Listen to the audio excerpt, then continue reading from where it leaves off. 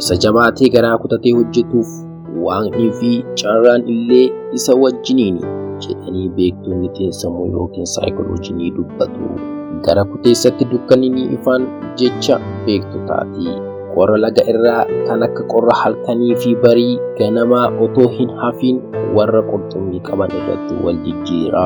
Isa duwwaa miti. Bineensota hamaa galaana keessaa fi makaa bishaanis damdamatanii qurxummii qabdoonni qurxummii qabanii jireenya isaanii gaggeeffatu. Hundumaa keessaa immoo yeroo qurxummii qabanii qalan dhangala'aan qurxummii keessaa ba'u foolii ajaa'ibaa cimaa qabaachuu isaarraa kan ka'e namoonni kun bakka deeman hundaatti fooliin isaan irraa ba'u baay'ee kan namatti hin tolledha. Namichi biyya Taayilaand Jiimton jedhamu qurxummii qabaachuudhaan jiraata. Galiin guyyaa guyyaatti argatu $13 qofa. Otuma kanaan jiraatu dadhabe hin jedhiin jiruu isaa kan itti fufe bara 2016 ji'a Sadaasaa keessa guyyaa tokko akkuma hojii isaa idilee qurxummii qabachuuf galaana qarqara otoo deemuu waan haaraa tokko arge. Innis waan guddaa halluu keelloo qabaatee dhagaa kan fakkaatu garuu lallaafaa akka coomaa kan ta'e arge.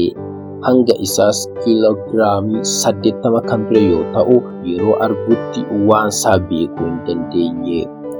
Garuu fudhatee gara mana isaatti gale. Innis voomitii yookiin balaqqama qurxummii weel jedhamudha. Namichi qurxummii qabu kun waan isaa beekuu baaturree fudhatee mana isaatti erga galee turtii yeroon dheeraan booda namni keessummaa ta'e tokko mana isaa dhufe.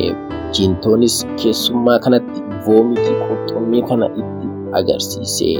Namni kunis namoota ogeessota ta'an waan kana akka inni qorachiisuu qabu itti hime. Jiintoonis ogeessota fidee yeroo qorachiisutti wanti inni of harkaa qabu kun addunyaa kanarraa waan gati jabeessa akka ta'e itti himanii. Innis waan dhaga'ee kana amanuu hin dandeenye.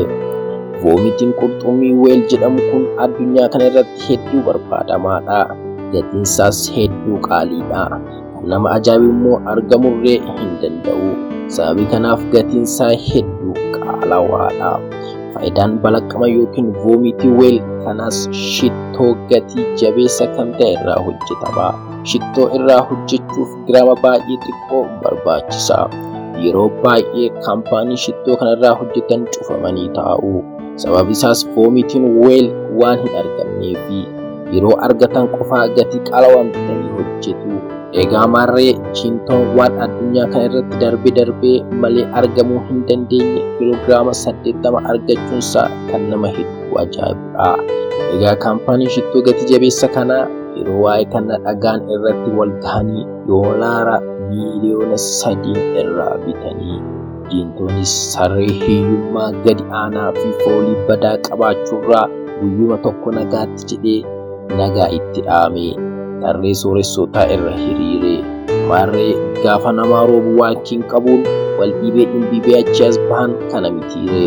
Qurxummiin hamaa ta'ee weel kan namaa fi uumamtoota argatee jiraatti liqimsu kan isa keessaa ba'u immoo kan guyyaa tokkotti nama dureessuu fi hiyyummaa nama irraanfachiisu ta'ee argamee jira.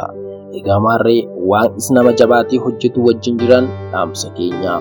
Marratti waan barsiisaa, bashannansiisaa fi haaraa kan ta'e argachuuf chaanalii keenya Deebii Miidiyaa sabiskiraayib, laayik, sheer gochuu hin dagatinaa.